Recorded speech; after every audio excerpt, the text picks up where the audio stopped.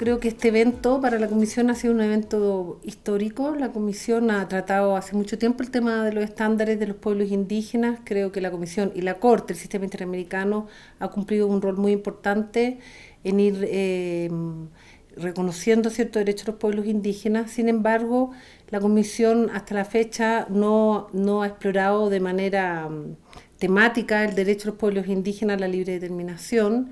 En ese sentido, creo que este evento ha sido muy importante para empezar desde la Comisión a trabajar también el derecho a la libre determinación de los pueblos. Hasta la fecha la Comisión, ¿cierto?, y la Corte a través de los estándares ha trabajado los distintos elementos que a nuestro juicio conforman el derecho a la libre determinación, como el derecho a la consulta previa, libre e informada, el derecho al consentimiento, los derechos culturales, los derechos políticos, derechos participativos. Hay muchos estándares en esa materia. Cada uno de esos elementos, sin lugar a dudas, ¿cierto?, son elementos del derecho a la libre determinación, pero efectivamente actualmente la Comisión yo creo que tiene que empezar a trabajar el concepto del derecho a la libre determinación como un derecho en sí mismo, más allá de los elementos que conforman este derecho. Ahora, uno de los temas que hemos visto en estos días, y uno al escuchar, ¿cierto?, a los distintos representantes de los pueblos indígenas, más allá de las experiencias sobre autonomía y autodeterminación, algunos que son luchas que han dado sin reconocimiento institucional, otros han tenido luchas con reconocimiento institucional y legal, con todos los problemas habidos por haber. Uno de los temas que como comisión, ¿cierto?, hemos planteado, y creo que las diversas intervenciones en estos días han confirmado, es cómo avanzar en el derecho a la autonomía y la libre determinación en un contexto actual que nos parece de retroceso de los derechos. Y ahí creo que la Comisión cumple un rol muy importante en, de alguna manera, mantener los estándares que ya se han sido alcanzados y intentar ser como un obstáculo a estos retrocesos para que podamos seguir avanzando hacia el derecho a la libre determinación. Pero me parece que hay un desafío en el actual contexto de cómo hablar del derecho a la libre determinación cuando nosotros día a día estamos viendo asesinatos a líderes y lideresas indígenas, cómo hablar del derecho a la autonomía y a la libre determinación cuando estamos viendo la criminalización de los líderes indígenas que están luchando por ese derecho a la libre determinación. Entonces es un desafío bien importante cómo atender las urgencias y la gravedad de la violación a los derechos humanos, muchos derechos humanos que son básicos, como el derecho a la vida e la integridad física, cuando a la vez tú quieres plantear, ¿cierto?, cómo avanzar hacia el reconocimiento del derecho a la libre determinación. Y ahí yo creo que tenemos que trabajar junto con las organizaciones de los pueblos indígenas, y también me parece súper importante establecer coordinación e instancias de trabajo conjunto con el sistema de Naciones Unidas, para que establezcamos una suerte de coordinación y alianzas para avanzar en estos temas, es decir, los temas de urgencia que están afectando el derecho a la vida y la integridad física de los pueblos indígenas en la región, junto con avanzar en ir constituyendo estándares en materia de libre determinación. Bueno, en general nosotros lo que vemos como comisión, y particularmente yo, ¿cierto?, que hubo una suerte como apogeo de los derechos humanos después de la dictadura, ¿cierto?, en el Cono Sur, junto con también las democracias, después de los conflictos armados en Centroamérica. De alguna manera uno vio ciertos gobiernos democráticos con todos los problemas, las falencias estructurales, pero sí cierta voluntad política de avanzar en reconocimiento de los derechos humanos, en avanzar en institucionalidad pública, que no existía en la región, institucionalidad pública de derechos humanos, legislativa, reconocimiento de derechos de los distintos colectivos. Y de un tiempo a esta parte, aquellos avances que fueron de los 90, yo diría hasta el 2010, 2012, de temas que uno entendía que ya no se discutían, como por ejemplo respecto de los crímenes de lesa humanidad y la imprescriptibilidad. Te pongo como ejemplo. Hoy día esos temas están siendo nuevamente cuestionados por autoridades y funcionarios públicos de la región, como por líderes de opinión. Y en ese sentido es una preocupación que nosotros tenemos, cómo esos logros en materia de reconocimiento de derechos humanos en general y esos logros en materia de institucionalidad democrática y de derechos humanos en la región hoy día están siendo cuestionados, y hay una regresión en ese sentido, y en un contexto, ¿cierto?, yo lo decía ayer y creo que es muy preocupante, que son los discursos de odio, de intolerancia, que muchos autoridades públicas, sea de poderes ejecutivos, legislativos, administrativos, usan en su día a día, y eso está siendo también recogido por la gente de la calle, y eso de alguna manera, ¿qué es lo que permite? Cuando tú empiezas a legitimar discursos de odio hacia determinados colectivos, pueblos indígenas uno de ellos, tú empiezas también a justificar las violaciones a los derechos humanos, y yo creo que eso sí es un cuadro hoy día de alerta de un espacio de regresión bastante preocupante, y ahí se inserta, ¿cierto?, los derechos de los pueblos indígenas. Efectivamente, los pueblos indígenas han estado los últimos años, no sé, décadas, ¿cierto?, luchando, por ejemplo, el reconocimiento de sus territorios. Ahí efectivamente muchos de nuestros países, la gran parte de los países están al debe. Algunos han logrado de mejor forma ir avanzando en esa materia, otros no, más allá de los reconocimientos legales, estoy hablando de la práctica. Y esa es una situación que, claro, yo creo que en general las democracias latinoamericanas tienen un debe. Pero lo que estamos viendo con esos temas ya no es solo que no avanzamos más en materia del derecho al territorio, por ejemplo, sino que también estamos viendo cómo van en aumento la criminalización hacia los líderes indígenas precisamente por defender su territorio, y los asesinatos a los defensores y defensoras de los derechos de los pueblos indígenas. Yo creo que ese, si tú me preguntas cuál es de los temas más preocupantes hoy día en la región, es ese, el hostigamiento, las amenazas y asesinatos a los defensores. Creo que hay una persecución a través de aparatos del Estado, como los sistemas judiciales, a través de estos discursos de odio de las autoridades, y el problema es cuando esos discursos se empiezan a normalizar y cuando la muerte de los pueblos indígenas y los defensores también empieza a normalizarse. Yo creo que han habido gobiernos en la región, gobiernos democráticos, que avanzaron mucho en materia de institucionalidad de derechos humanos, de reconocimiento constitucional legislativo, por ejemplo, el tema de los pueblos indígenas, pero efectivamente en la práctica yo creo que uno de los debes de estos gobiernos democráticos progresistas es que el tema de los derechos del pueblo indígena, de materializar esas demandas y esos reconocimientos, yo efectivamente creo, y ahí los pueblos indígenas tienen toda la razón, de manifestar una desilusión, es decir, la criminalización de defensores indígenas no es reciente, ha sido permanente, a veces más, a veces menos en la región.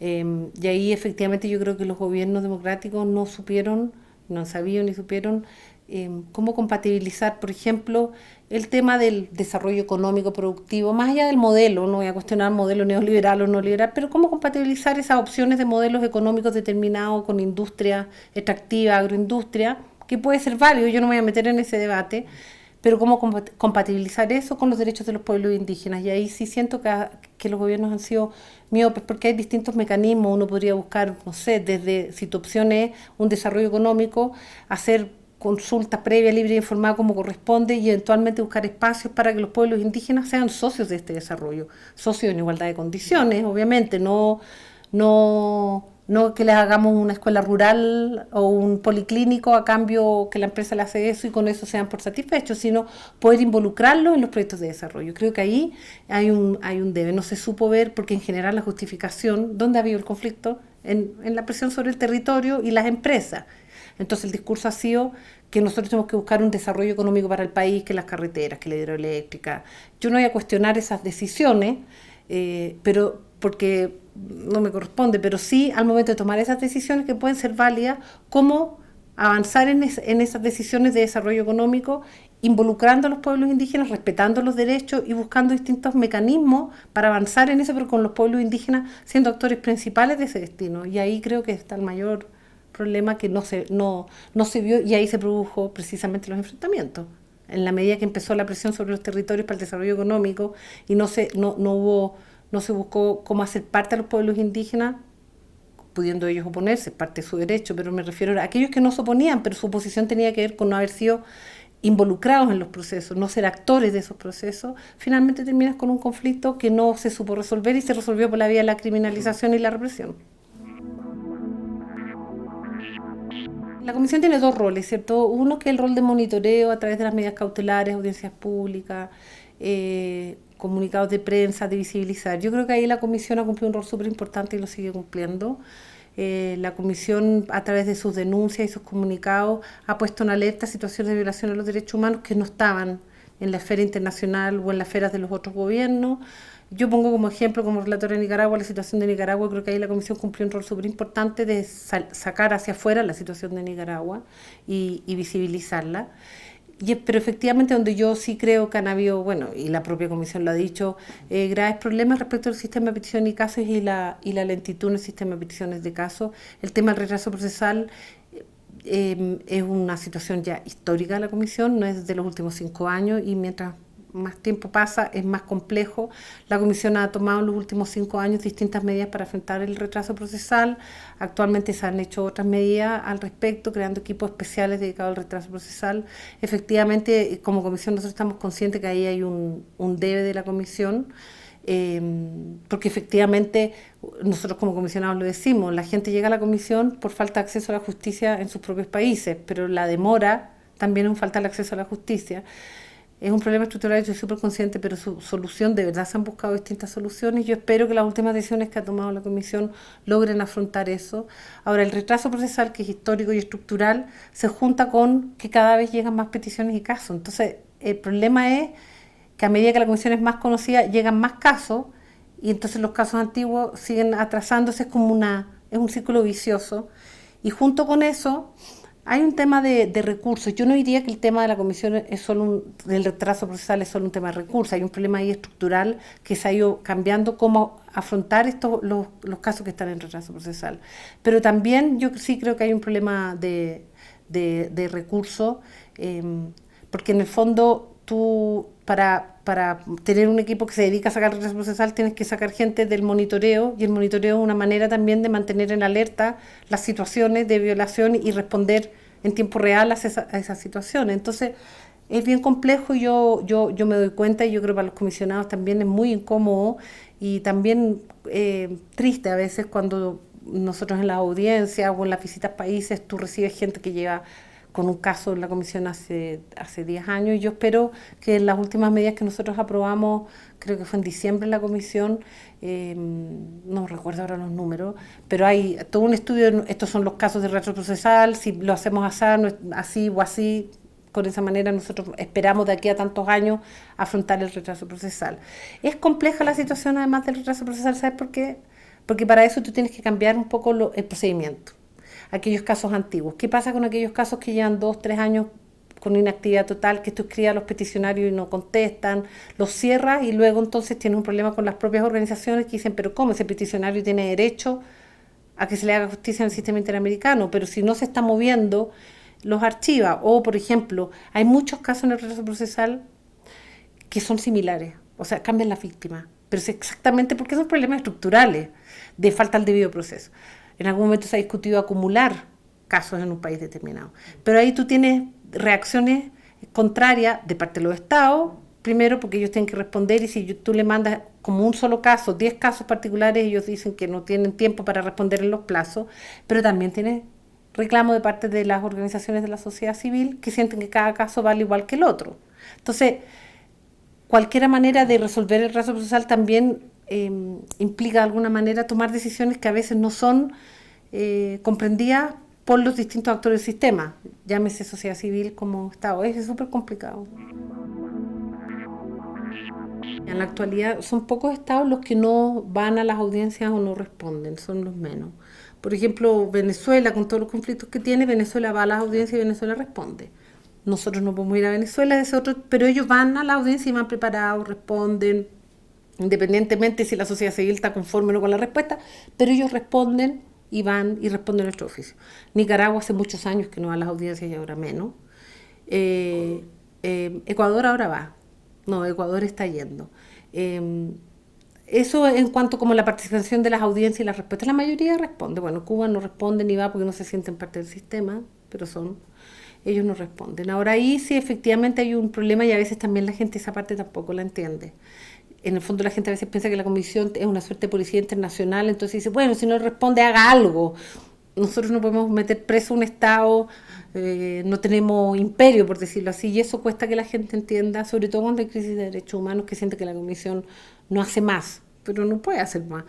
Y respecto a las medidas cautelares, también, claro, hay muchos casos de medidas cautelares en que efectivamente la persona que está protegida termina haciendo, ahora recientemente creo que fue en Colombia, la semana pasada o antepasada, de un caso de un dirigente indígena. Efectivamente eso pasa. Nosotros estamos siempre haciendo seguimiento a reuniones de trabajo respecto a las medidas cautelares. En general los estados tienden a ir a las reuniones a darle información respecto a las medidas cautelares, sí. Pero ahí también, claro, a veces yo te pongo de nuevo, por ejemplo, y te pongo Nicaragua porque es donde más he estado involucrada el último año, que se decretan medidas cautelares, y efectivamente mucha gente ahora dice, ¿para qué? Si si me tiene que proteger además el mismo Estado que me está reprimiendo. Ahora, yo siento que a pesar de la frustración a veces de las medidas cautelares sí cumplen una función de protección desde el momento que las medidas cautelares son públicas. Y tú como organismo internacional le estás diciendo al Estado, nosotros estamos poniendo un ojo sobre esa persona, usted ya sabe que esa persona está siendo amenazada, usted ya sabe que tiene que tomar medidas, porque si no, también hay una responsabilidad suya, aunque sea un particular, desde el momento que nosotros estamos poniendo el ojo sobre esa persona. Y esa persona luego si es asesinada. Y eso también nos dicen muchos de los peticionarios de medidas cautelares. Ellos señalan que a pesar de que no estar conforme con las medidas de protección y de la respuesta del Estado, ellos se sienten más protegidos porque la resolución es pública y nosotros las comunicamos públicamente en la página web, en comunicados de prensa, y ellos sienten que tienen, por lo menos los ojos están más puestos en ello, y inhibe, no siempre, pero de alguna manera hay una suerte de inhibición. En términos personales, a mí a veces me pasa, ya estoy siendo como hablando del corazón, pero claro, en los viajes, de repente en los territorios, cuando uno va a terreno, que estás con las víctimas, y mucha gente te clama justicia, te llora, yo a veces de verdad que llego a la habitación en la noche súper cargada y frustrada. Pero sí me he dado cuenta primero que aun cuando las herramientas que tiene la comisión frente a las grandes violaciones a veces son muy débiles, y lo son, sí, insisto, yo creo que no es menor el tema de dar visibilidad a violaciones de derechos humanos para las víctimas, cuando con nombre y apellido ellos sienten que el comisionado determinado o el comunicado habla de ellos públicamente, para ellos ya es una reparación. Para las organizaciones de la sociedad civil, cuando nosotros sacamos comunicados o informe países o en las audiencias, nosotros nos hacemos cargo de sus denuncias y las replicamos, ellos se sienten más acompañados, nos dicen siempre, ya eso es súper importante. Y también yo creo que puede parecer menor, pero el hecho cuando uno va a los países y está con las víctimas y las víctimas dan sus testimonios, solo el hecho de escucharlo es reparatorio. Te pongo un ejemplo ahora en Bolivia. Nosotros en Bolivia siempre en las visitas, ¿cierto? Tenemos reunión con sociedad civil, que es como una asamblea, y escuchamos nomás, porque no podemos pronunciarnos sobre los casos del país sede. Y fueron unas niñas menores de edad, una agrupación de niñas entre los 11 y los 18, todas abusadas sexualmente. Aparecieron y habló una de ellas, mientras hablaba ella, habían unas chicas que la acompañaban detrás. Y la niña empezó a hablar de todo el calvario que viven, mucha gente además del campo, que son violadas por familiares, cómo el sistema de justicia no responde, ellas se sienten desprotegidas y todo el calvario. Y fue bien impactante ese testimonio, tanto que nosotros como comisión, que nunca hacemos, nos paramos a aplaudirlas, porque eran unas niñas, había un chico además de 11 años, 12 años, sí, organizados entre ellos, bien impresionante. Nosotros nos paramos a aplaudirla. Mira, yo cuando vi después a esas niñas, bueno, ahí lloraron todas, tuvimos que suspender un rato la sesión. Esas niñas al día siguiente volvieron a las sesiones, empezaron a buscarnos a todos los comisionados. Y una de ellas a mí me dijo, una chica como de 15, que habían tenido una fiesta ese día en la noche, porque era la primera vez que alguien las escuchaba. Entonces, aparece un tema menor, pero yo creo para esas niñas, ¿me entiendes? Y eso ya, porque además ellas nos miran como esta gente, organismos internacionales, como que le da mucha más importancia a la que yo siento que nosotros tenemos, pero para ellas eran 7 comisionados, escuchando, nos paramos, aplaudimos, fueron al día siguiente, se sacaron fotos con todos los comisionados, pasaron todos los días de las comisiones. Y esa niña cuando a mí me dijo era la primera vez que alguien nos escuchaba y nos entendía, hicimos una fiesta. En la noche se juntaron, para ella fue una fiesta. Y eso ya en sí creo que es reparatorio. Y por eso ya yo creo que la comisión cumple un rol.